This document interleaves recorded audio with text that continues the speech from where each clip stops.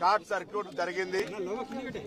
6:16 fire department కు సమాచారం రాగానే వెంటనే నిమిషాల్లో ఫైర్ సిబ్బంది ఇక్కడికి వచ్చి ఈ అగ్ని ప్రమాద నివారణ చర్యలు చేపట్టినారు.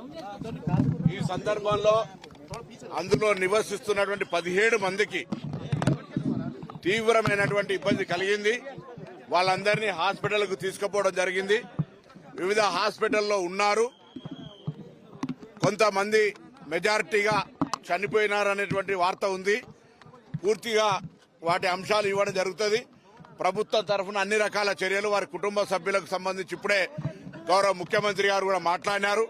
ఇమీడియట్ గా ముఖ్యమంత్రి గారు సంబంధిత అధికారులకు మాకు ఇమీడియట్ గా ఆదేశాలు ఇవ్వడంతో పాటు ఇక్కడికి వచ్చి అన్ని రకాల చర్యలు తీసుకుంటూ ఎక్కడ కూడా బాధిత కుటుంబాలకు ఇబ్బంది కలగద్దు, వీలైనంత వరకు ఇమీడియట్ గా మెడికల్ ప్రిన్సిపల్ సెక్రటరీకి ఆదేశాలు ఇచ్చి సంబంధిత పోలీసు గాని ఫైర్ గాని అన్ని రకాల చర్యలు తీసుకోవాలని గౌరవ ముఖ్యమంత్రి గారు ఆదేశించారు. ఫైర్ యాక్సిడెంట్ మీద కూడా విచారణ చేస్తాం. అది అన్ఎక్స్పెక్టెడ్ జరిగినటువంటి ఏం కుట్ర కోణంతో దాగినటువంటిది కాదు.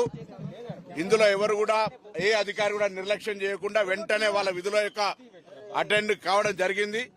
జరిగిన సంఘటన ప్రభుత్వం తరఫున ముఖ్యమంత్రి గారు దురదృష్టకర సంఘటన చెప్పినారు. వాళ్ళని కుటుంబాలను ఆదుకోవడానికి సంబంధించిన విషయాలపై కూడా ప్రభుత్వం వెంటనే ఉన్నతాధికారులు స్పందిస్తారు. సంబంధిత కుటుంబానికి పూర్తిగా రాష్ట్ర ప్రభుత్వం నుంచి సానుభూతి ప్రగాఢమైనటువంటి సంతాపాన్ని వ్యక్తం చేస్తున్నాం. వారికి ఇబ్బందులు లేకుండా ఉండే విధంగా తదుపరి చర్యలు ఇప్పుడు